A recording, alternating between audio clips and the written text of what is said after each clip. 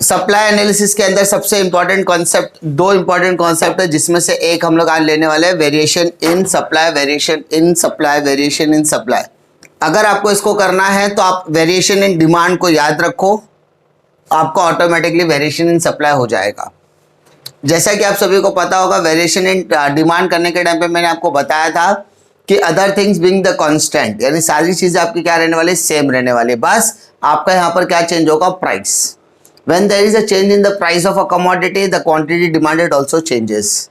Price बढ़ेगा, demand कम होगा, price कम होगा, डिमांड बढ़ेगा। ये चीजें हमने वेरिएशन ऑफ डिमांड में की थी, और जिसके वजह से जो हमारा डिमांड कर्व था वो चेंज होता था। सेम कॉन्सेप्ट यहाँ पर भी हमें अप्लाई करना है वेरिएशन इन सप्लाई के अंदर। यहाँ पर हमें क्या करना है, सारे फैक्टर्स, अदर फैक्टर्स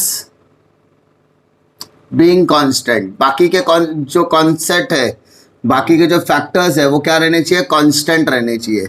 क्योंकि हम अभी किसकी बात करने वाले हैं, हम सिर्फ बात करने वाले हैं प्राइस एंड सप्लाई की। किसकी बात करने वाले हम लोग, प्राइस एंड सप्लाई।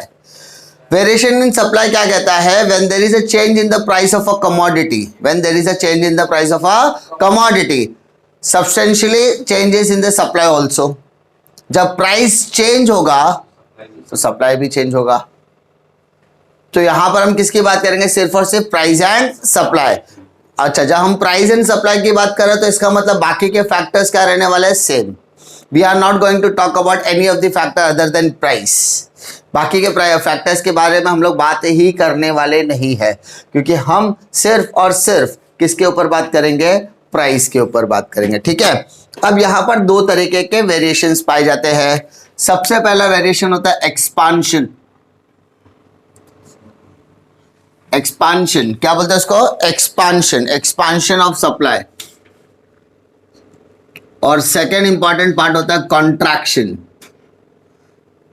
अगर आप लोग इसको कनेक्ट करोगे डिमांड के हिसाब से तो भी आपको यहां पर सप्लाई कर समझ में आएगा, क्योंकि वहां पर भी यही सेम कॉन्सेप्ट वहां पर भी अप्लाई होता था। ठीक है। एक्सपांशन ऑफ सप्लाई मतलब when the price of a commodity rises, या प्राइस ऑफ अ कमोडिटी बढ़ेगा तो सप्लाई भी बढ़ेगा।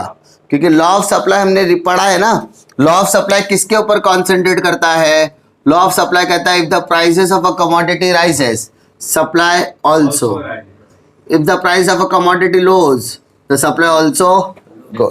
ठीक है। यही सेम चीज यहां पर अप्लाई करना है। कैसे अप्लाई करोगे, देखो सपोज मैंने एक लाइन, एक कर्व बना, एक डायग्राम बना रहा हूं, एक्स एक्सिस 0, वाई एक्सिस ये मेरा प्राइस ऑफ अ कमोडिटी और ये क्वांटिटी सप्लाई, दैट्स इट। ये मेरा नॉर्मल कर्व हो गया, पी और क्यू। तकलीफ, हम क्या बात कर रहे हैं, price of a commodity rises, price क्या हो रहा है, बढ़ रहा है। मान लो हमने प्राइस को बढ़ा दिया, P1 कर दिया, क्या कर दिया, P1, और Q को हमने क्या कर दिया, Q1। प्राइस बढ़ेगा तो क्वांटिटी भी बढ़ेगा, यही तो सीखा है हमने, है ना। जब प्राइस बढ़ेगा तो क्वांटिटी भी बढ़ेगा, तो बढ़ने की वजह से हमारा जो डिमांड का जो सप्लाई कर्व है वो इस तरीके से आएगा, है ना। डायग्राम क्या हो गया, शिफ्ट हो गया। अब यहाँ पर अगर हम लोग सप्लाई कर्व बनाते हैं तो ये SS is a supply curve. SS क्या हो जाएगा, पहले लाइन क्या था, A पे था, अभी कहाँ पर है, B पे है।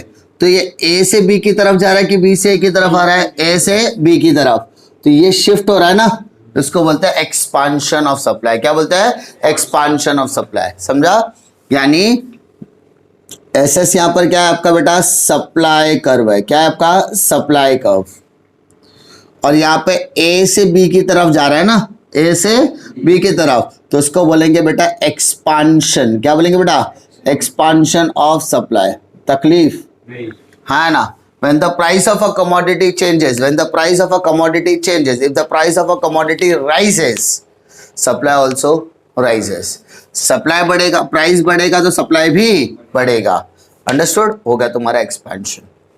इसी तरीके से कॉन्ट्रैक्शन, कॉन्ट्रैक्शन मतलब सप्लाई कम करना है, कॉन्ट्रैक्शन मतलब सप्लाई कम करना है। तो बेटा सप्लाई कब कम होगा, जब प्राइस कम होगा।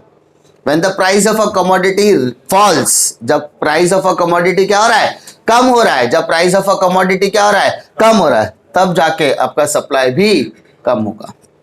ठीक है, तो उसके लिए हम लोग क्या करते हैं, एक शॉर्टकट सा एक छोटा सा डायग्राम बनाते हैं समझने के लिए। ये आपका वाई एक्सिस, ये आपका एक्स एक्सिस, ये आपका जीरो। ठीक है, अब यहाँ पर आपको क्या लेना है, यहाँ पर प्राइस, और यहाँ पर बेटा क्या लेना है, क्वांटिटी सप्लाई। ये आपका नॉर्मल कर्व हो गया पी और क्यू। हम क्या बात कर रहे हैं, प्राइस बढ़ाने की कि प्राइस कम करने की? प्राइस कम करने की बात कर रहे हैं। तो मैंने अगर प्राइस कम कर दिया तो मेरा क्वांटिटी भी क्या हो जाएगा, कम हो जाएगा। तो मेरा डिमांड का मेरा जो सप्लाई का वो इस तरीके से रहेगा। अब यहाँ पर देखो एस एस, पहले ये ए था, अब क्या ये बी, क्या बोलेंगे, कॉन्ट्रैक्शन। क्या बोलेंगे, कॉन्ट्रैक्शन। एस एस हमारा क्या है, सप्लाई कर्व। ठीक है, और यहाँ पर बी ए, इसको क्या बोलेंगे, कॉन्ट्रैक्शन। क्या बोलेंगे हम लोग, कॉन्ट्रैक्शन। आज समझा? दोनों में क्या फैक्टर इंपॉर्टेंट है, when the price of a commodity increases, price of a commodity क्या हो रही है, इंक्रीज, तो सप्लाई ऑल्सो इंक्रीजेस। डायग्राम बनाओ, एक्सप्लेन कर दो, that's it. Contraction, when the price of a commodity decreases, supply also decreases. एक सेंटेंस लिखा, so it is called as contraction of supply. Diagram बनाया और ये खत्म, दैट्स इट। समझा? In both the cases which is the main factor, जो सबसे important factor आपका यहाँ पर क्या रहेगा, प्राइस। बिकॉज हम लोग ने यहाँ पर क्लियरली बोला अदर फैक्टर्स बीइंग कांस्टेंट, बाकी के फैक्टर्स के ऊपर हम लोग बात नहीं करेंगे। हम अदर फैक्टर लाइक कैलेमिटी की बात नहीं करेंगे, गवर्नमेंट पॉलिसीज की बात नहीं करेंगे, सब्स्टिट्यूट प्रोडक्ट की बात नहीं करेंगे, कुछ भी फैक्टर्स को हम कंसिडर करने वाले नहीं है। हम सिर्फ किसकी बात करेंगे, हम लोग सिर्फ प्राइस की बात करेंगे। और ड्यू टू द प्राइस की वजह से ठीक है, हमारा सप्लाई ऊपर या नीचे हो सकता है। तो लॉ ऑफ सप्लाई जो कहता है वही चीजें यहाँ पर इस्तेमाल करनी है। When the price rises, supply also raises. If the price falls, supply also falls. Price बढ़ रहा है, सप्लाई भी बढ़ रहा है, तो उसको बोलेंगे एक्सपांशन। और अगर प्राइस कम हो रहा है, सप्लाई भी कम हो रहा है, तो उसको बोलते हैं कॉन्ट्रैक्शन। और ये दोनों चीजें कम करने का सबसे इंपॉर्टेंट फैक्टर होता है प्राइस। यानी आपको मैंने डिमांड वाले पार्ट में भी बताया था कि वेरिएशन में सबसे इंपॉर्टेंट फैक्टर होता है प्राइस। ठीक है, सबसे इंपॉर्टेंट फैक्टर क्या होता है, प्राइस। सेम टर्मोलॉजी आपको यहाँ पर इस्तेमाल करने, कॉन्सेप्ट इस्तेमाल करना, और सप्लाई का भी कॉन्सेप्ट उसी तरीके से बनने वाला है। ठीक है, तो एक्सपांशन ऑफ सप्लाई मतलब सप्लाई बढ़ रहा है, सप्लाई एक्सपांड हो रहा है, सप्लाई बढ़ रहा है। सप्लाई कब बढ़ेगा, जब प्राइस बढ़ेगा।